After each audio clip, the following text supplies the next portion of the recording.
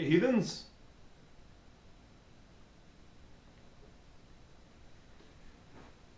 Back when I was a Christian, I was told that the only good music was, Christian music. Secular music was bad.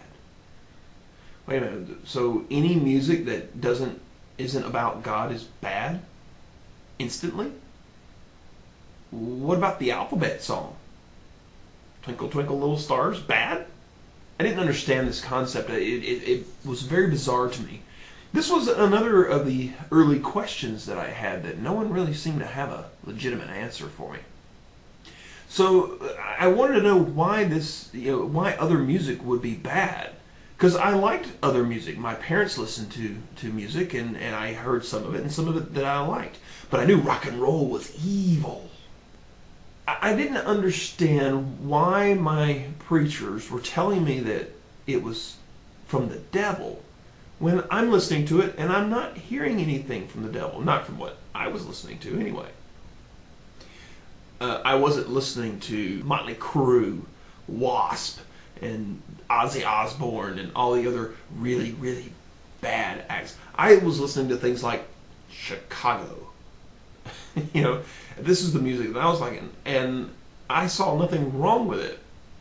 And again, when I compared it to what about the alphabet song, things like that. What about children's songs? Those are perfectly reasonable. Why would educational songs be wrong? And all I got was excuses as to why those songs didn't fall into the secular music is bad category.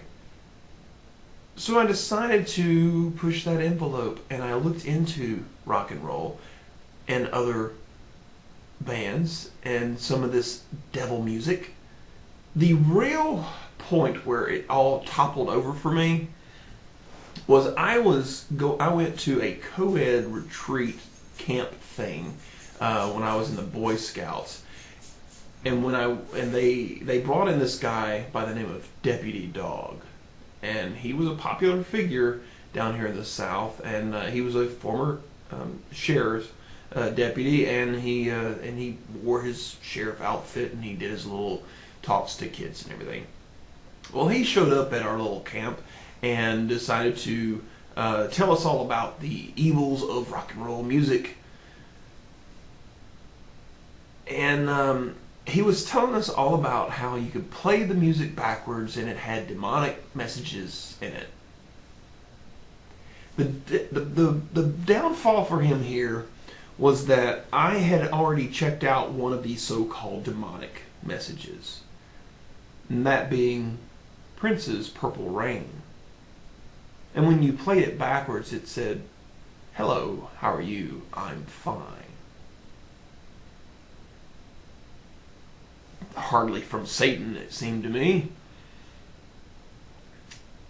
But I go up there and I look at his little display, and he had all these different records up there.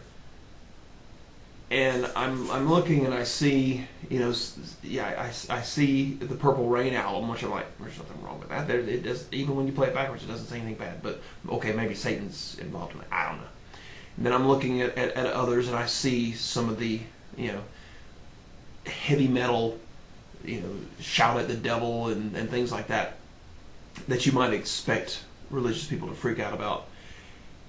And then I saw, I kid you not, Lionel Richie's Dancing on the Ceiling. To which I said, if Lionel Richie is doing the devil's work, the devil's too lame for me to be afraid of him. I knew then that the whole idea of rock and roll music being from the devil and secular music being bad was just another mistake that the religious people that I was hanging out with had made. I dove deep into music, loving every minute of it. And then I got questioned by someone else because I had become a huge Metallica fan, and they were asking me why I liked that devil music. I thought you were a Christian, And I said, have you ever actually spent the time to listen to the lyrics? What do you think it's about? And to fast forward through the conversation, I ended up quoting lyrics from the song One, and I talked about how it was a masterful presentation of the conflict that would happen inside someone's mind after dealing with such a traumatic event of losing both of their arms, both of their legs, their sight, their hearing, and being, essentially a vegetable.